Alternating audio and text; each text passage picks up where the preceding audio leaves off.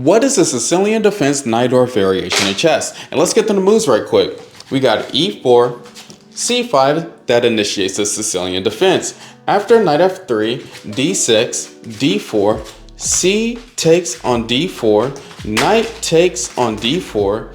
Then we got knight f6 that initiates the modern variation. Knight is attacking the pawn on e4. That's why knight c3 is played to protect the pawn. And then a6 initiates the Najdorf variation. After a6, white usually plays bishop e3, e5, attacking the knight, knight to b3, bishop c8 to e6, f3, bishop e7, queen d2, knight b to d7, castle queen side, castle king side, g4, b5, and this is the Sicilian defense Najdorf variation in chess.